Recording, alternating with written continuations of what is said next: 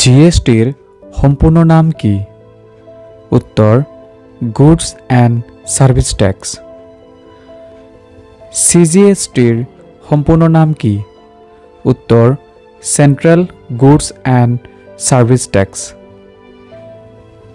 এসজিএসটির সম্পূর্ণ নাম কি? উত্তর state goods and service tax. ইউজিএসটির সম্পূর্ণ নাম কি?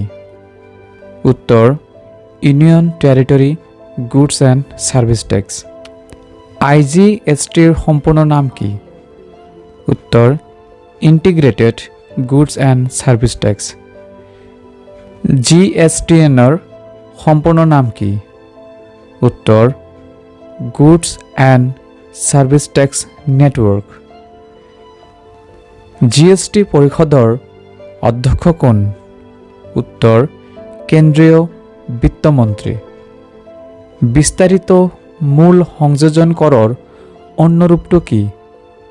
উত্তৰ দ্ৰব্য আৰু সেৱা কৰ অৰ্থাৎ জিএসটি। দ্বৈত জিএসটি বলবৎ কৰা প্ৰথম ৰাষ্ট্ৰখনৰ নাম কি? উত্তৰ কানাডা। দ্বৈত জিএসটি বলবৎ কৰা দ্বিতীয় ৰাষ্ট্ৰখনৰ নাম কি? উত্তৰ ভাৰত। কাক অৰ্থবিজ্ঞানৰ পিতৃ বুলি কোৱা হয়? উত্তৰ আডাম স্মিথ।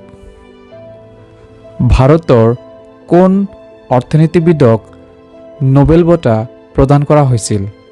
উত্তৰ অমৰ্ত্য সেন। পোনপ্ৰথমে কিমান চনত অৰ্থনীতিৰ নোবেল বঁটা প্ৰদান কৰা হৈছিল? উত্তৰ 1969 চনত। মুদ্ৰাস্ফীতিৰ অৰ্থ কি? উত্তৰ মুদ্ৰাৰ মূল্য বৃদ্ধি। সেৱাৰ ক্ষেত্ৰত সেৱা কৰ আৰোপৰ ক্ষমতা মাত্ৰ কাৰ হাতত থাকে? উত্তৰ কেন্দ্ৰৰ হাতত।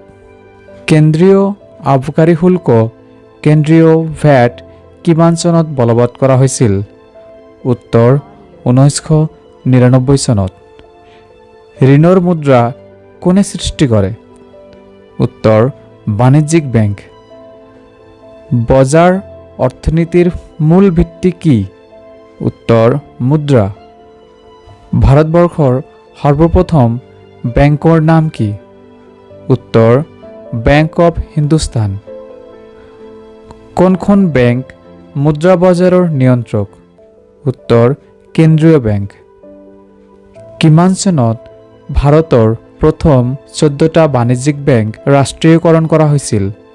উত্তৰ 1969 চনত।